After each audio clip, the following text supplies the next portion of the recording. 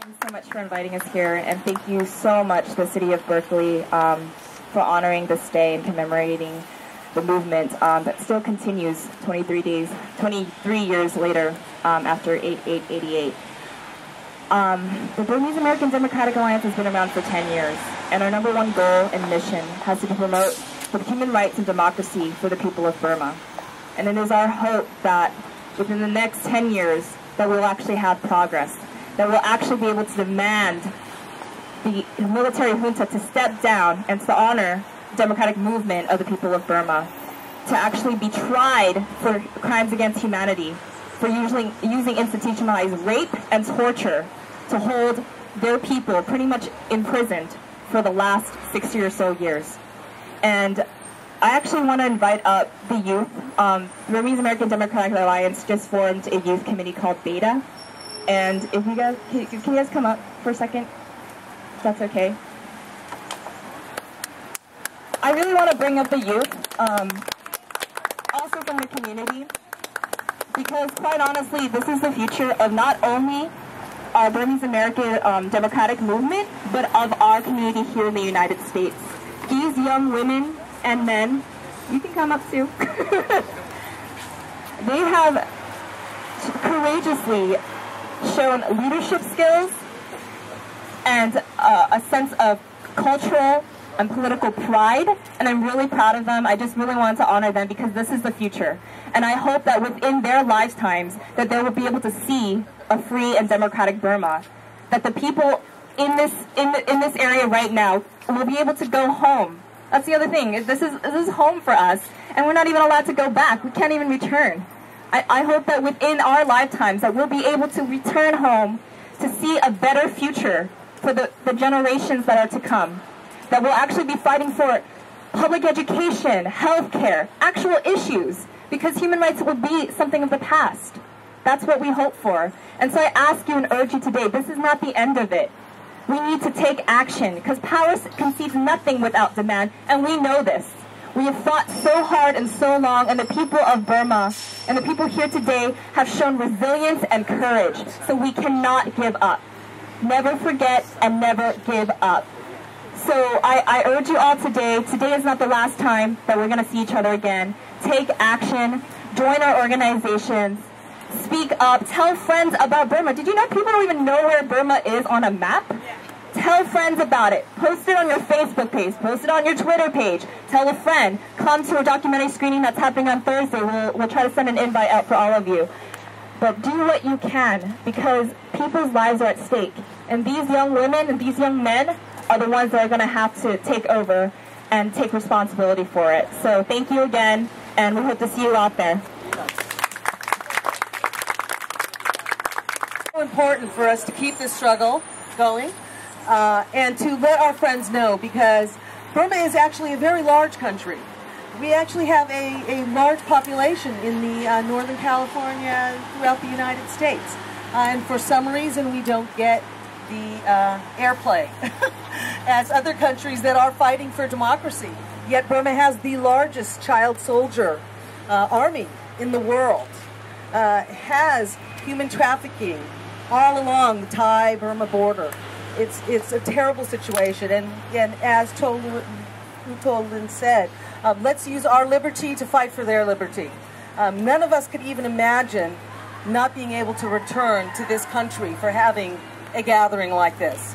So we need to make sure that we remember that, and remember somehow try and understand what it feels like, that democracy that we take for granted every day. These people have been fighting for, really risking their lives for, suffering in political prisons for years. So I really hope we can take that away with us. Something that's also really wonderful about this gathering that we have here today is that many of you don't know that there are many ethnic groups in Burma that are really the victims of the military government, and they're the ones that are living on the borders.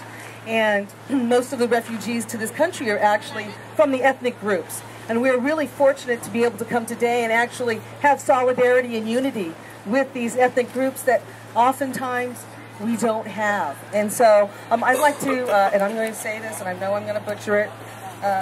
For those of you that don't know, I am Burmese. I just don't happen to know Burmese. And so I'm going to say this name, and I'm going to hope I get it right.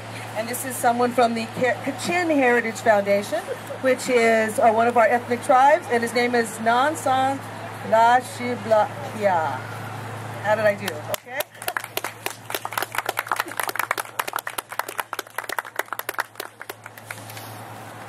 Good morning, everybody.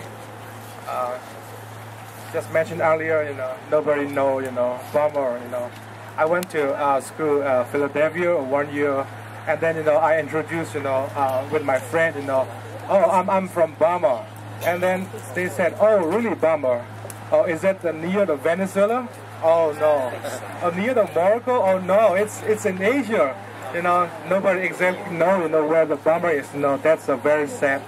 And because the country wants the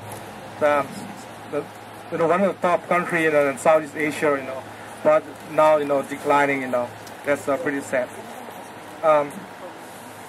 My name is Nasan Lashidabia, and I'm an ethnic Kachin from Burma. And thank you very much giving me an opportunity to say a few words on behalf of the Kachin community and the Bay Area. And I would like to thank the city of Berkeley and its citizens for supporting the struggle for peace and democracy in Burma. By designating today as a Burma Day, you have given hope to the people of Burma.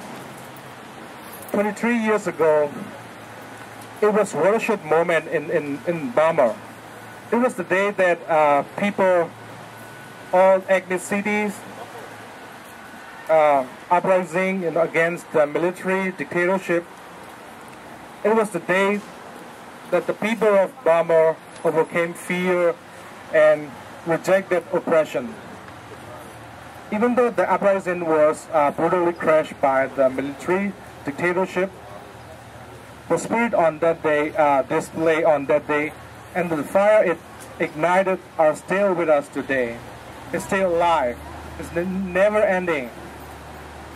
As we celebrate here today the undying spirit of freedom, we must also note that Burma is also still very much under the military dictatorship. As I'm speaking right now, the soldiers are invading minority states and killing people, raping as a weapon of war. In Kachin State alone, more than 20,000 refugees have fled the war zone. And soldiers are systematically using rape and violence as a weapon of war. And why is this gone so long, It's the longest civil war in the world. It's been almost 50 years, over 50 years. The Burmese government is taking advantage of the short attention span of the media and international community. However, you can make a difference every day by remembering and doing something for the people of Burma. And our pro-democracy leader, Aung San Suu Kyi, the Nobel Peace Prize winner, she said, and I want to quote it, and please use your liberty to promote ours. And please do not let up when the sensationalism has died down. Even though the challenge is great, our resolve is greater. Our resolve to get freedom is greater.